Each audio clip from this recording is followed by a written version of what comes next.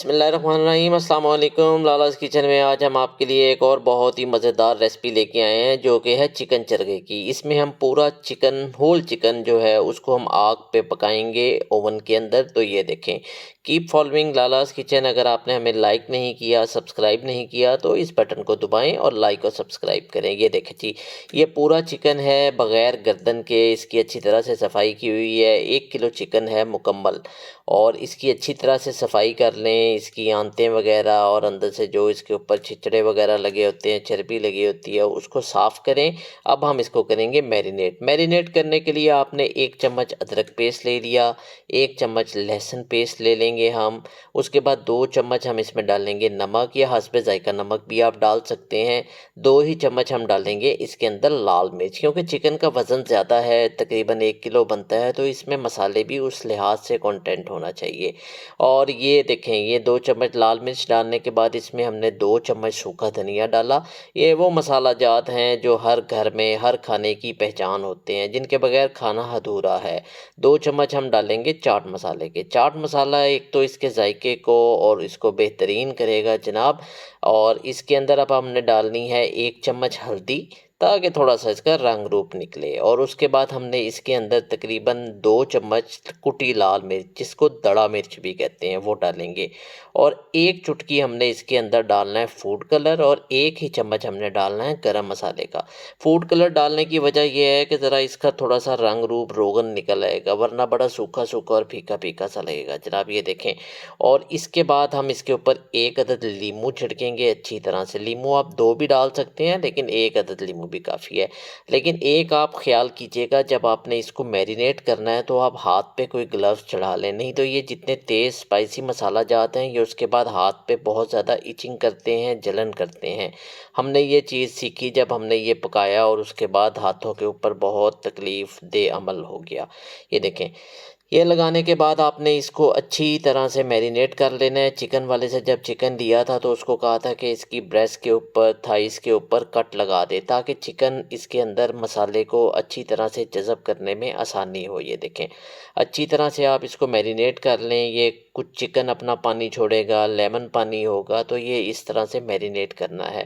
لیکن ابھی ہم اس کے اندر ایک اور چیز ایڈ کریں گے تاکہ اس کے اوپر مسالہ مکمل طور پہ پکڑائی کر سکے، اور وہ ہے جی کارن فلور۔ 2 چمچ آپ نے اس میں ڈال دینے ہیں چکن میں کارن فلور کے۔ کارن فلور سے یہ ہوگا کہ یہ جو ہمارا لیکوڈ پانی ہے یہ تھوڑا سا تھک ہو جائے گا، اور چکن کے اوپر مسالہ صحیح اپنی پکڑ کر سکے گا۔ یہ دیکھیں، یہ کرنے کے بعد آپ اس کو دوبارہ سے اچھی طرح سے میرینیشن کریں اس کی، بہت اچھی طرح سے اس کے پیٹ کے اندر، سائڈوں پہ، تھائز پہ، بریسٹ پہ، یہ تاکہ مسالہ اس کے اندر رچ بس جائے۔ میرینیشن کرنے کے بعد ویسے تو سب سے بہترین یہی ہے کہ آپ اوور نائٹ رکھیں 24 گھنٹے کے لیے، تاکہ مسالہ جتنا بہترین انداز میں جذب ہو جائے، لیکن 2 سے 4 گھنٹے تو لازمی رکھیں۔ یہ دیکھیں، یہ ہم نے جناب اوون کے ساتھ ہی 1 عدد یہ آتی ہے سیخ، اس کے اوپر ہم نے اس کو چکن کو اچھی طرح سے باندھ دیا اور گرل کے اوپر لگا دیا ہے۔ ابھی تو ہم نے جو اوون ہے اس کو آپ نے پری ہیٹ کر لینا ہے 150 ڈگری پہ تقریباً 15 سے 20 منٹ کے لیے۔ اس کے بعد آپ اس کے اندر 2 آپشن ہوتے ہیں، آپ نچلی آگ بھی جلا سکتے ہیں اور اوپر والی آگ بھی جلا سکتے ہیں، لیکن ہم نے تھوڑی دیر اس کو اوپر والی آگ پہ پکایا تھا، اور اب ہم نے نیچے والا برنر آن کر کے اس کو پکنے کے لیے رکھ دیا ہے۔ یہ دیکھیں، اب جب اس کے مسالہ جات سکن ہلکی ہلکی سی پک جائے تو آپ نے اس کے اوپر آئلنگ کرنی ہے۔ آئلنگ بہت ضروری ہے، اگر آئلنگ نہیں کریں گے تو یہ ساری جو چکن کی سکن ہے یہ سڑ جائے گی اور کالی ہو جائے گی اور ذائقہ خراب ہو جائے گا۔ تو یہ دیکھیں، جب مسالہ جات پک جائیں تو آپ ہلکی ہلکی اس کے اوپر آئلنگ کریں، اور یہ دیکھیں، یہ تقریباً 45 سے 50 منٹ لے گا پکنے کے لیے 150 to 200 ڈگری پہ۔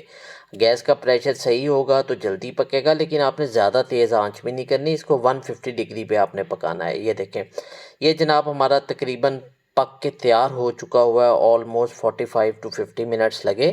اب ہم اس کو نکالیں گے اوون کے اندر سے، اور اس کا تھوڑا سا اور میک اپ کریں گے، اس کو تیار کریں گے۔ یہ ایک بہت ہی لاجواب ڈش ہے، آپ کے گھر میں کوئی مہمان آئے ہوں، کوئی خصوصی فنکشن ہو تو آپ اس کو بنائیں۔ اور یہ دیکھیں جناب، یہ پک کے ہمارا چرگا تیار ہو چکا ہے، بہت ہی ٹینڈر اور لاجواب قسم کا ذائقہ ہے۔ جب آپ اس کو باہر نکالیں گے تو ایک ایسی خوشبو، پیاری سی خوشبو آپ کے ناک کو ٹکرائے گی کہ جناب آپ بھول جائیں گے سب کچھ۔ یہ دیکھیں، اب آپ اس کے اوپر تھوڑے سے پیاز سرونگ کے لیے تو آپ اس کا جناب جو بھی میک اپ کرنا چاہے کر سکتے ہیں. پیاز ڈال لیں، اس کے اوپر لیمن چھڑک کے ڈالیں، تھوڑا سا چاٹ مسالہ ڈالیں اور اپنے مہمانوں کے سامنے یہ مزیدار ڈش رکھیں. اور اگر وہ آپ سے پوچھیں کہ یہ ڈش آپ نے کہاں سے سیکھی تو ان کو بتائیے گا لالاز کچن، یہ ہمیں سب ڈشز بتاتا ہے. تو جناب کیپ فالوئنگ لالاز کچن، ہمیں آپ کا بہت لو پیار میسیجز ملتے رہتے ہیں. Stay tune, keep watching لالاز kitchen.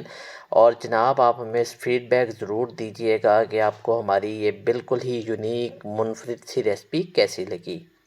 لالاز kitchen ہمیشہ سے آپ کے لیے بہت آسان ریسپیز لے کے آتا رہتا ہے. تو کیپ فالوئنگ اس. اللہ حافظ.